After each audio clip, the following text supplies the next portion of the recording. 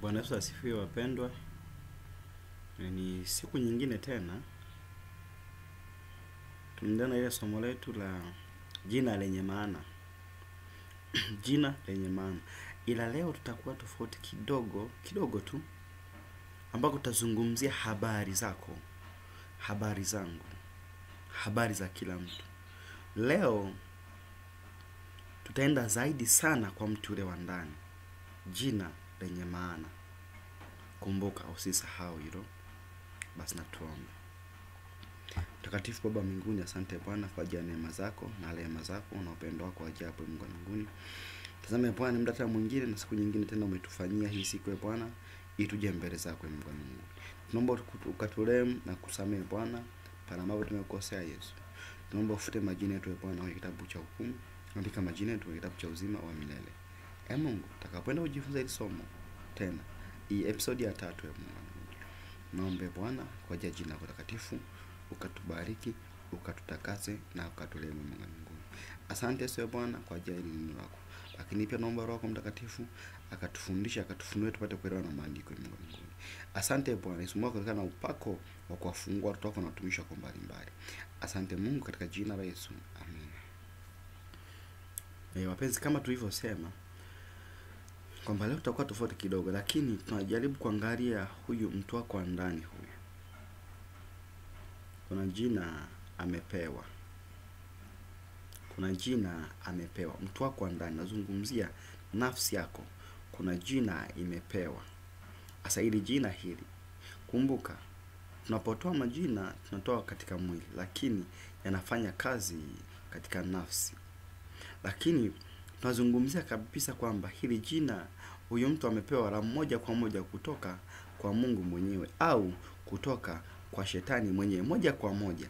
Manake aje duniani, huyu hata ukimpatia jina haitashikero jina lako, kwa sababu kuna jina lake ambalo amepewa. Na huyu haji kufanya kazi ya kawaida, anakuja kufanya kazi kutokana na jina lake lilivyo. Kwa mfano nikisoma katika Hesabu 24 na ule mstari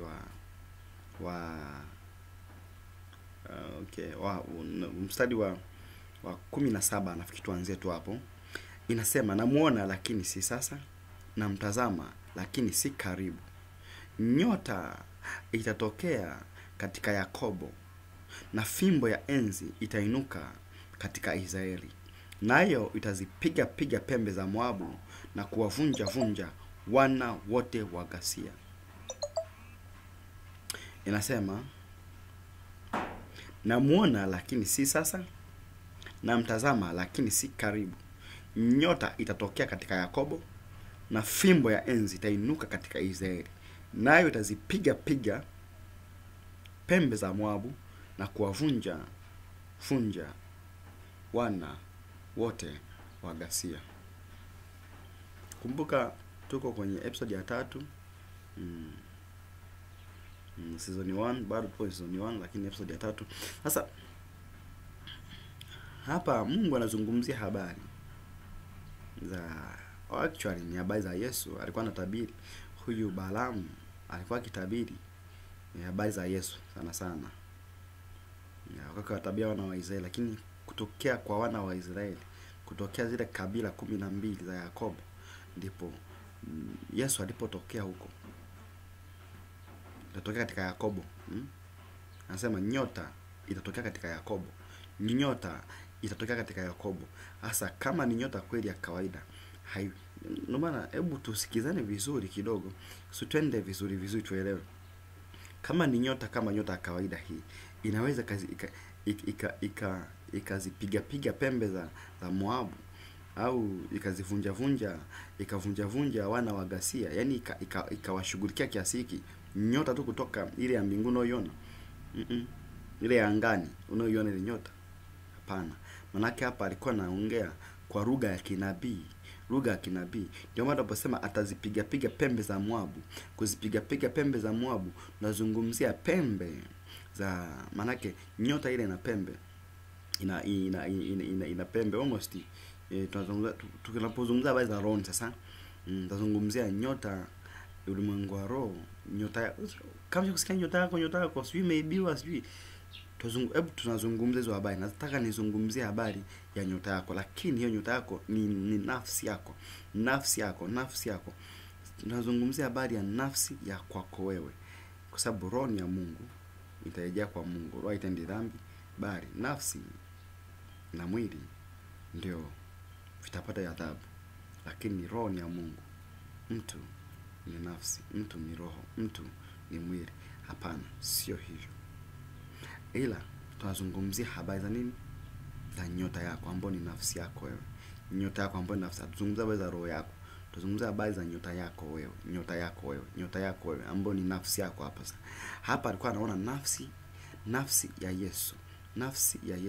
Nafsi ya mkombozi ambaye ni Yesu. Alikuwa anaona nafsi ya Mungu mwenyewe. Alikuwa anaona nafsi ya Mungu mwenyewe. Maana alikuwa anamuona Yesu mwenyewe. Alikuwa anamtazama, anasema namtazama, lakini sasa nyota, kumbuka nyota itatokea katika Yakobo. Maana kuna mtu atazaliwa katika Yakobo. Huyu mtu akizaliwa katika Yakobo, anasema na fimbo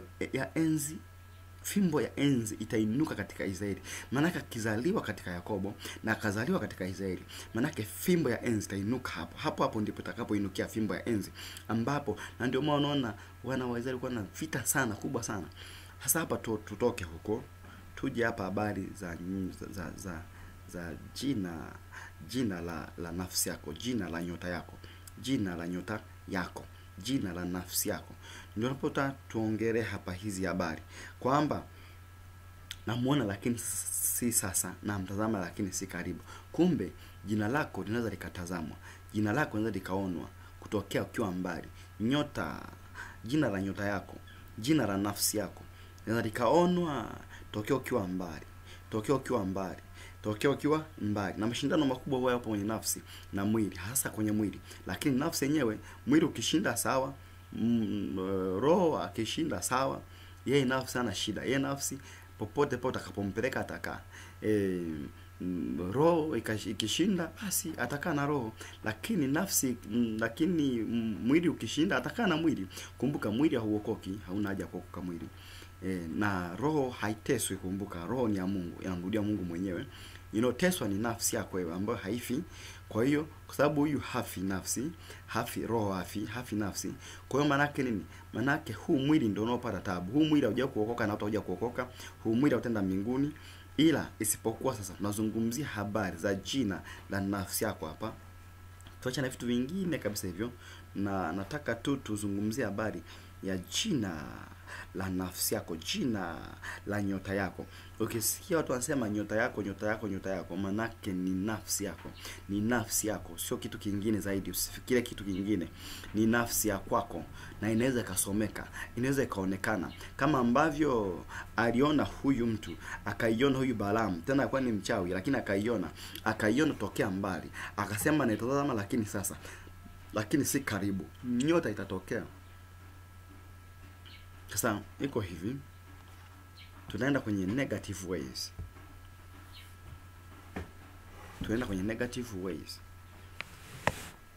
Hizi negative ways zina mambo mengi ambayo yawezekana.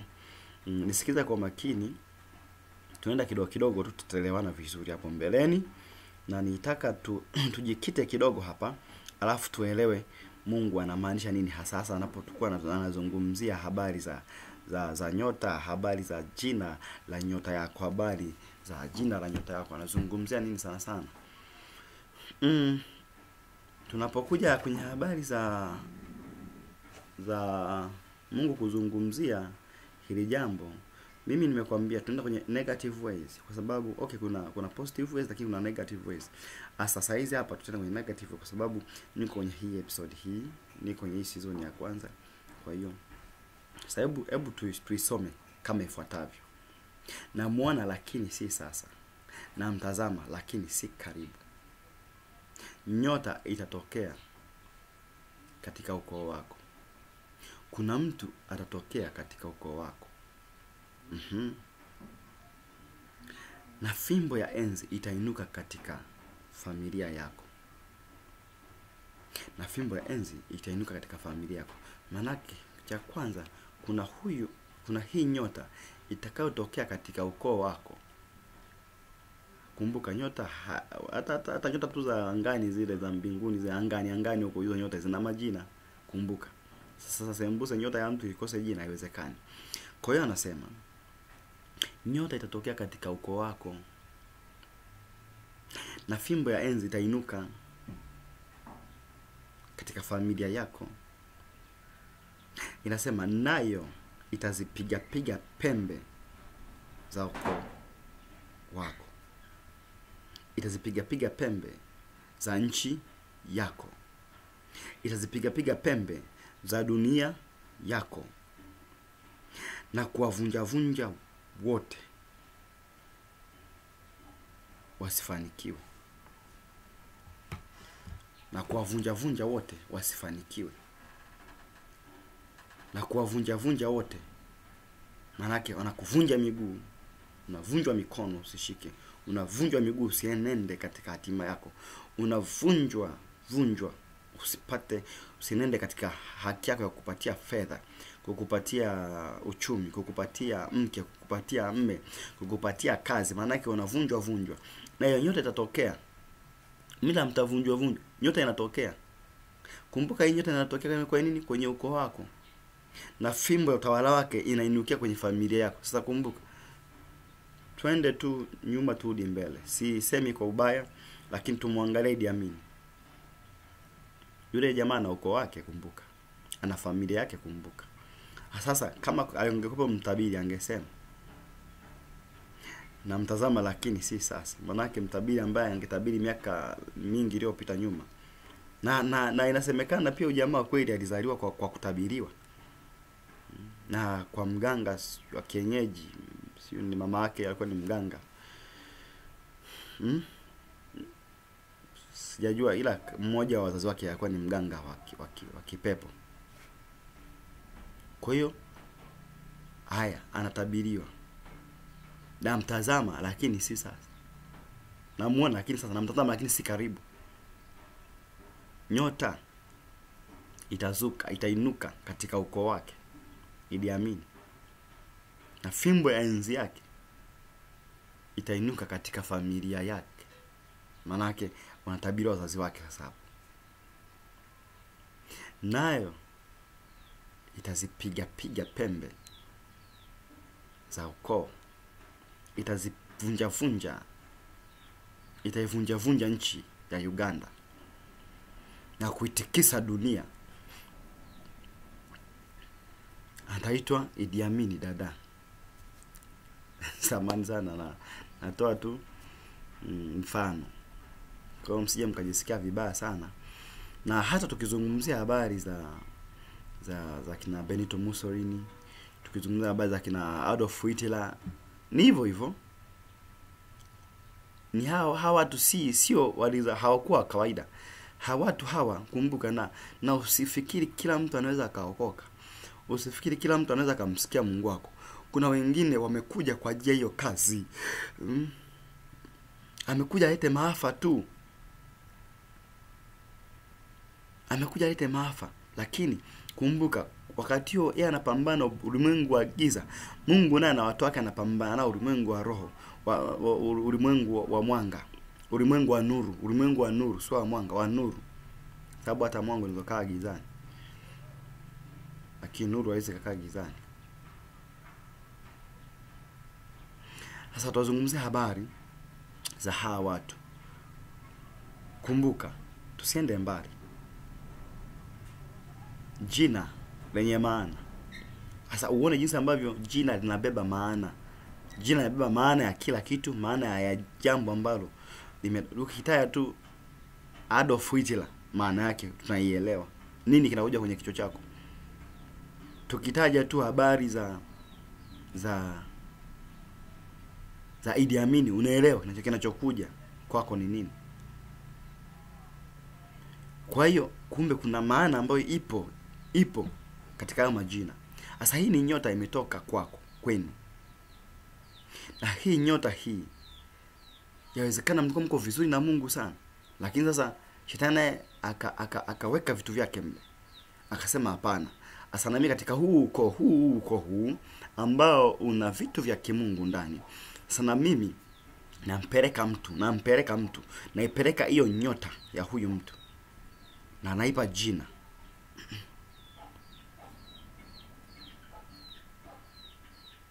Jina la hii nyota ambayo ilionekana na Balaamu ni Emmanuel, yaani Mungu pamoja nasi. Ndio jina hilo la hiyo nyota.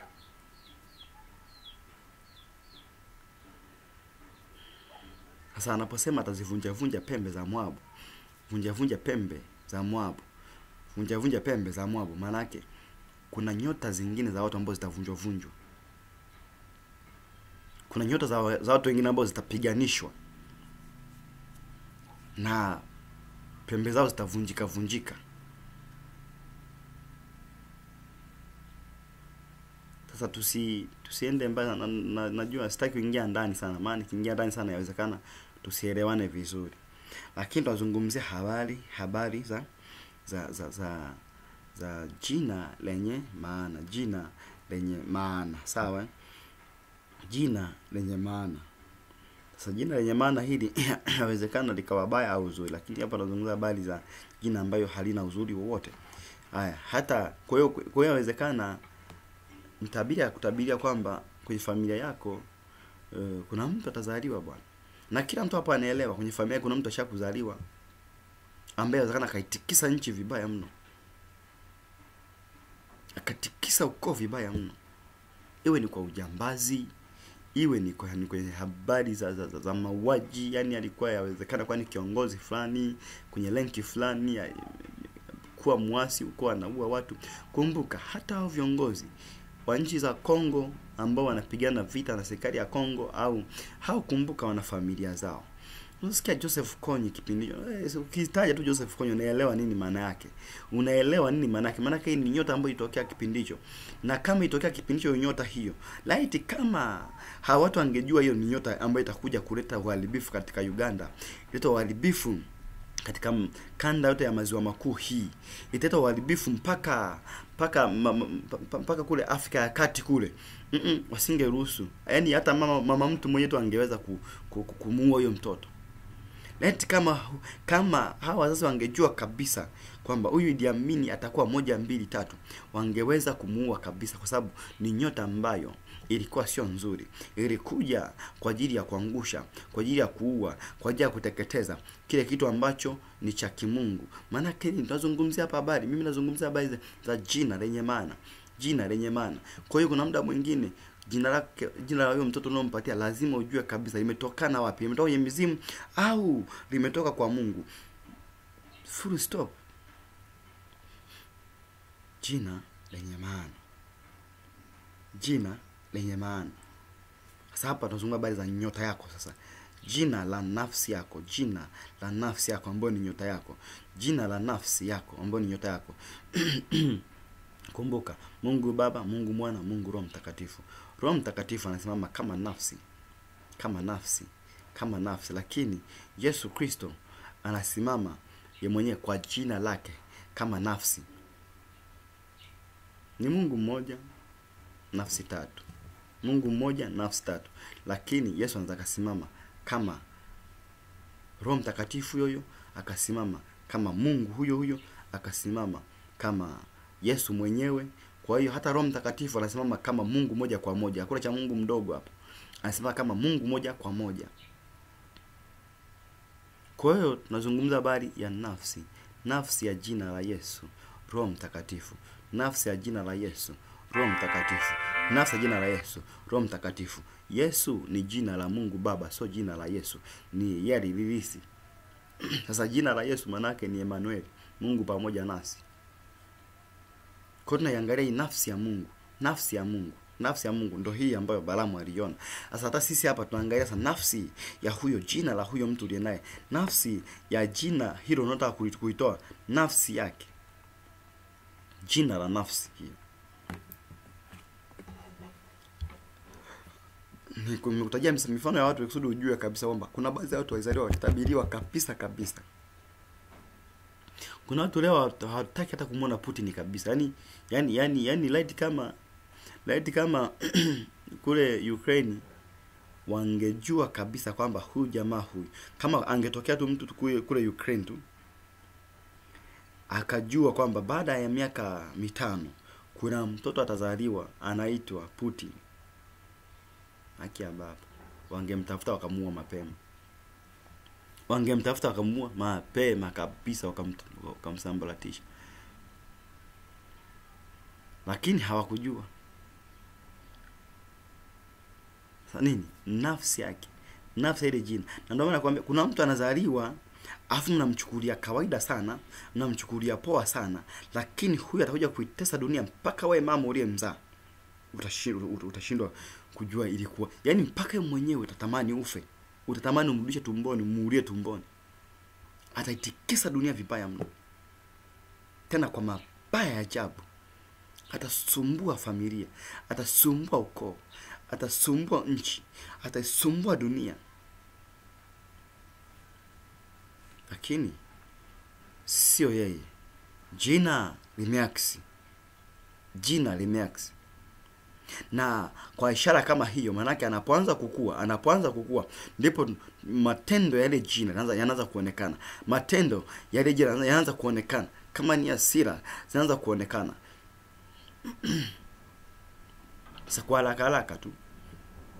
Sasa najaribu kukuambia hivi kusudi upige tu picha kidogo kwamba nafsi ya jina la nafsi yako, jina la nafsi yako ambayo ni nyota yako, ambayo ni nyota yako. Kumbuka nafsi yako ambayo ni nyota yako, kumbuka inatabiriwa hapa kwenye Biblia kwamba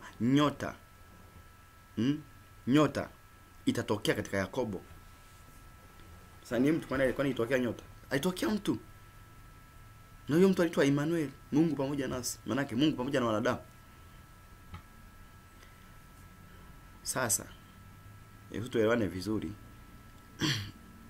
Tutasoma fungu lingine ambalo nafikiri itakuwa la mwisho kabisa kwenye hii episode yetu, lakini tutamwomba Mungu atupatie hekima ya kutafasiri haya mambo haya. Tutafunua katika Ufunuo wa Yohana 9. Ufunuo wa Yohana 9.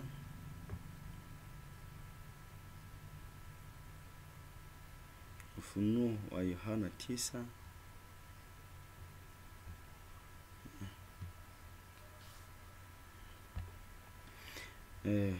Hapana, samani kidogo. Ufunuo wa Yohana 8.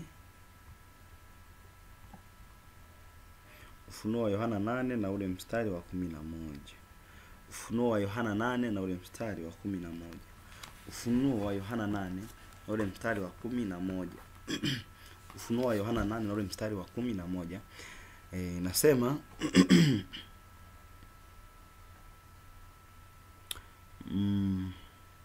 Ufunuo wa Yohana 8. Ufunuo wa Yohana 8 na mstari wa 11. Ufunuo wa Yohana 8 mstari wa 11. Samanini kidogo nichanganya vitu hapa. Ufunuo wa Yohana 8:11 inasema, na jina lake ile nyota yaitwa Pakanga. Na jina lake ile nyota yaitwa Pakanga. Najua hapa tunazungumza habari ya kinabii. Tokea mwanzo hata ile fungu la kwanza tumesoma ni habari za kinabii. Isipokuwa tu yule alikuwa ni nabii wa upande wa giza, japo itabiri mambo ya upande wa nuru. Kwa hiyo unapoona kuna nabii pia upande wa giza anatabiri vitu vizuri, usishangae. Usije ukashangaa ukasema kwamba huyu ni mtu wa Mungu, ametabiri vitu vya Mungu. Hapana. Hata Mungu anaweza akatumia hao wakatabiri, lakini jaribu kujua kabisa kwamba huyu inawezekana ujumbe ukapita kwake kwa sababu inawezekana yeye akawa na kitu ambacho wengine hawana. Sasa Mungu na yeye anaweza kufanya kazi kupitia kwa nabii yoyote. Kwa hiyo tunaongea habari za jina la nyota. Sasa anasema na jina lake ile nyota yaitwa Pakanga. Manake jina la ile nyota inaitwa Pakanga. Jina la nafsi ya huyo mtu inaitwa Pakanga. Jina la nyota yako wewe inaitwa Pakanga. Manake nini? Inasema theruthi ya maji ikawa Pakanga, na wanadamu wengi wakafa kwa maji hayo, kwa kuwa yalitiwa uchungu. Anasema theruthi ya maji ikawa Pakanga, na wanadamu wengi wakafa kwa maji hayo, kwa kuwa yalitiwa uchungu. Sasa hebu angalia kwa hali halisi kwamba hii nyota inaitwa Pakanga, manake uchungu. Na hii nyota yawezekana idondoka kwenye nini? Kwenye maji. Ivondoka kwenye yale maji yakawa Pakanga, yakawa uchungu. Sasa singi habari za unabii ndani. Tunaongea tu habari ya maisha ya kawaida kabisa. Ya unabii tutaka tu kidogo, lakini tunaongea habari za kimaisha ya kawaida kabisa. Sasa yawezekana nyota ya jina lako ikaitwa Pakanga, manake uchungu. Kumbuka kuna watu walizaa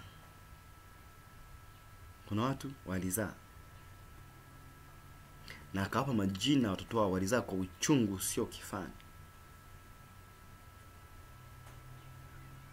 Na wakawapa majina watoto wao majina ambayo ni ya uchungu.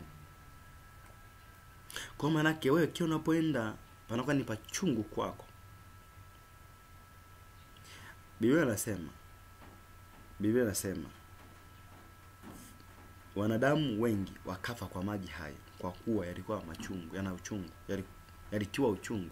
Hayo maji yalitiwa uchungu, yalikuwa ni matamu, yakatiwa uchungu. Kuna mtu ile unazaliwa tu pap, kwa sababu jina lako wao hawajui, ila jina lako wewe la ulimwengu wa roho, jina lako wewe la nyota yako, jina lako wewe la nafsi yako unaitwa Pakanga, maana yake unaitwa uchungu. Uchungu. Kwa maana yake nini? Ile unazaliwa tu pap, ndo siku baba yako na mama yako wanaachana. Ile unazaliwa tu pap, ndo siku ambayo mama yako alifariki. Uchungu. Sasa watu wanashindwa kuelewa, walie au wacheke, walie au wafurahi, maana yake wanashindwa kuelewa. Lakini kitakacho wanani zaidi ni uchungu. Kwa hiyo kila mtu akikuangalia wewe anaangalia anaona ni mauti ya mama yako umeisababisha wewe. Akikuangalia anaona mauti ile ya ndoa mama yako umesababisha wewe.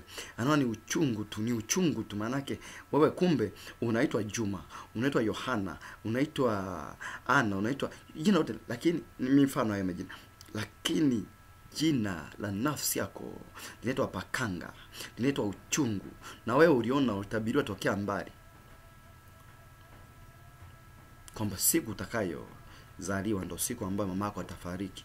Manake jina la nyota yako, jina la nafsi yako ikapewa jina Pakanga, manake ni uchungu. Watu watasikia uchungu, manake uchungu wa mauti kabisa. Watafariki hawa watu, watafariki kipindi wanaenda kukupeleka kwenda, wakati wanaenda kujifungua mama na mume wake ambaye ni baba yako, wanaenda hospitali, wanapata ajali, wanakufa wote, wewe unabaki. Manake nini? Nyota yako ni uchungu. Pakanga. Unapotoka utatoka na uchungu tu. Siku ile ukakua unapata hizo habari, unaanza kuwa na uchungu. Siku ile maisha yako unashangaa na kwa ya ovyo, haieleweki. Mungu asipokusaidia hakika kuambia hutatoka kwenye hicho kifungo. Maana yake itakuwa ni kifungo cha nafsi yako. Imefungiwa jina lako, jina la ajabu, jina la uchungu, jina la kiburi, jina la kudharauliwa, jina la ambalo sio zuri hata kidogo.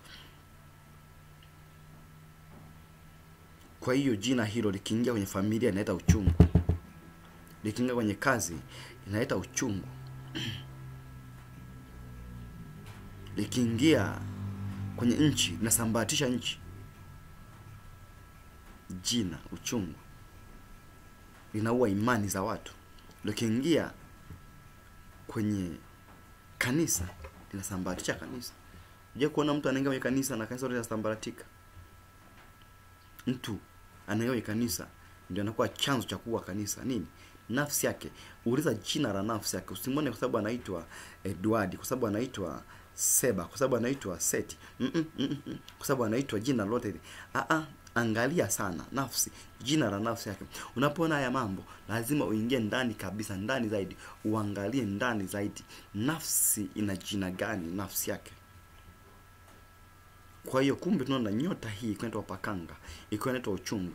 Manake huyu mtu hata akiingia kwenye nchi atasababisha watu uchungu. Akiwa hata rais wa nchi atasababisha wananchi uchungu. Manake hata jari, hata jari kabisa. Mtaongea mnavyojua kuongea, lakini uchungu utakuja. Mauaji yatasambaa.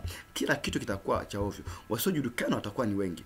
Nini? Kuna uchungu katika nchi. Manake huyu mtu nafsi yake ni uchungu, ni uchungu. Haitakiwi kuwa na furaha hata siku moja. Manake sio tu yani popote pale anapokanyaga ni uchungu. Kwa hiyo lazima ujue jina la nafsi yako. Ili jina ulioitwa tu huku ni Geresha, lakini jina la nafsi yako linaitwaje? Kwa hiyo ni muhimu sana unapokuwa kuingia kwenye maombi, utakase jina lako la nafsi yako, jina la nafsi yako. Huna haja kutakasa roho, kwa sababu roho ile haina dhambi. Roho ni ya Mungu, inatamrudia Mungu. Lakini tunazungumzia habari ya nafsi yako. Nafsi ile inaweza be corrupted at any time. At any time it can be corrupted. Kwa hiyo lazima ifikie hatua ujaribu kuwa una maombi ya kutakasa nafsi yako. Nafsi yako ambayo ni nyota yako itakaswe kabisa. Wewe unazaliwa kwa ajili ya kuchukua tu msukule. Wakichukua nafsi yako, maana kuchukua nafsi yako wamekuweza, wamekupiga. Wewe ni kichaa. Ukijikuta wewe ni kichaa kabisa, maana yake walichukua nafsi yako. Maana yake wewe nafsi yako inatakiwa kufanikiwa kabisa. Ilipewa jina kabla haijaja. Ikapewa jina kabla haijaja. Na ndio maana leo una jina zuri lakini una matendo ya ajabu. Una jina zuri lakini umekuwa ni Freemason wa kutupwa. Una jina lako zuri kabisa lakini una vituko vya hatari. Una jina zuri lakini umekuwa ni Baphomet wa hatari, Illuminati, Jesuit, ambaye yani ni hatari tu. Na una sura nzuri, ukikuangalia hawaamini kama unaweza kufanya hayo mambo. Una face nzuri, una baby face. Yaani ukiangaliwa hivi hawaamini kama unaweza kufanya hayo mambo. Ndio maana ukiambia hii na huyu, unabaki unashangaa.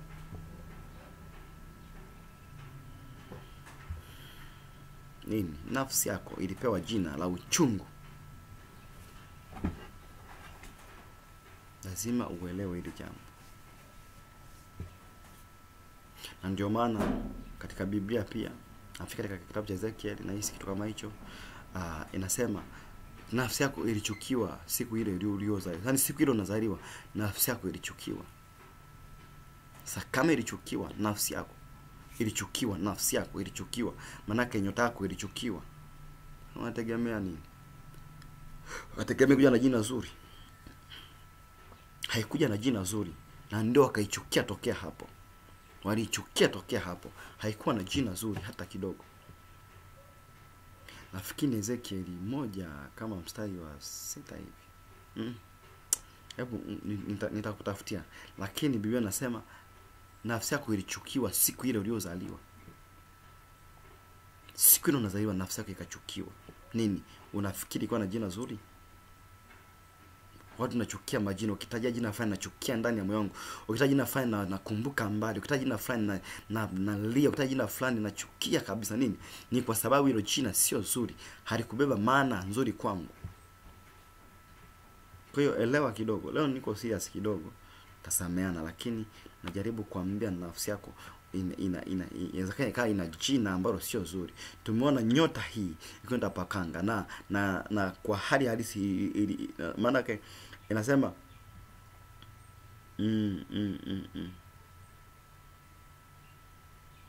na bahati nzuri sana tukianza hata 10 mstari wa 10 pale anasema malaika watatu akapiga baragumu, nyota kubwa ikaanguka kutoka mbinguni.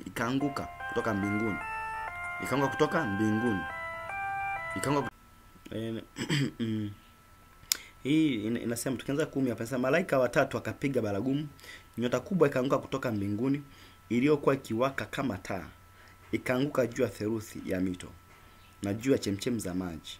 Na jina lake ile nyota yaitwa pakanga. Manake ilianguka juu ya nchi, ikaanguka kutoka mbinguni iliyokuwa ikiwaka kama taa, ikaanguka juu ya theluthi ya maji ya mito na juu ya chemchemi za maji. Maana nyota ilianguka juu ya chemchemi za maji na mito.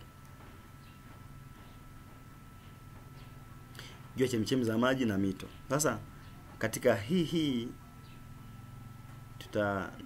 nafikiri ilivyoanguka juu, ilivyoanguka juu ya chemchemi za maji na mito, maana yake ndo haya maji sasa yakawa pakanga. Maana yake ile nyota sasa kwenda pakanga. Sasa hiyo nyota ya kwenu ilivyoanguka kwenu kwenye familia yenu, ikaita pakanga. Ikwenda pakanga maana yake uchungu. Kwa hiyo ikaita uchungu. Amekuwa ni mchawi wa kutupa kwenye familia. Amemaliza familia yote. Amemaliza ukoo mzima. Anatoa kafara tu yeye, ili mradi apate mafanikio tu.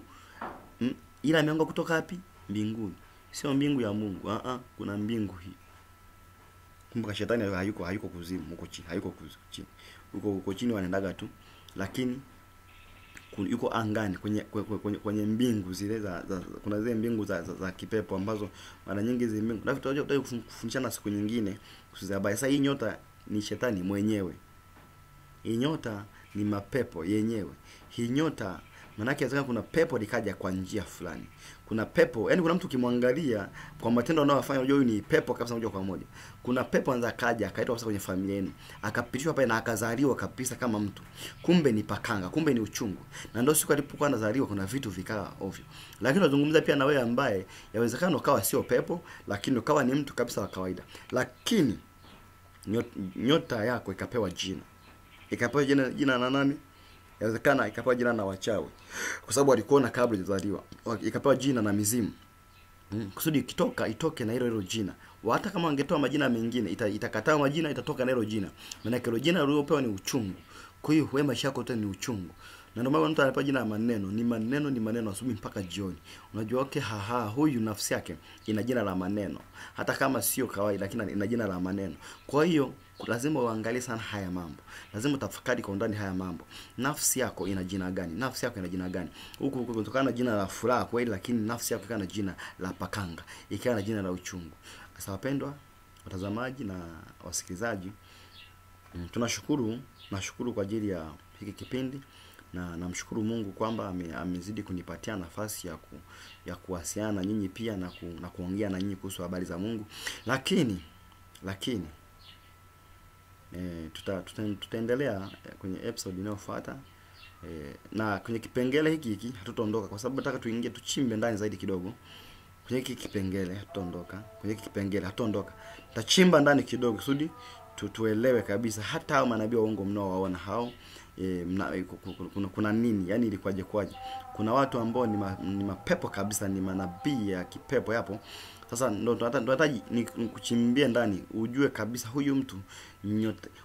Ukimwona huyo nabii unajua huyu nafsi yake ni jina fulani. Huyu nafsi yake ni jina fulani. Huyu nafsi yake ni jina fulani. Kwa kila nabii wa kipepo unayemwona, nabii wa uongo unayemwona, ana jina lake ulimwengu wa roho. Ana jina lake kwenye nafsi yake. Nafsi yake imebeba jina. Kwa hiyo unaona matendo anayofanya, yale matendo, unajua kabisa hapa Mungu hayupo. Ni kweli inaendana, yani ni uongo unaendana na kweli. Wanatumia hii Biblia, wanatumia jina la Yesu, lakini wanatumia jina la nafsi ya Yesu, lakini wao wana nafsi zao wenyewe. Kumbuka hata kuzimu kuna Yesu.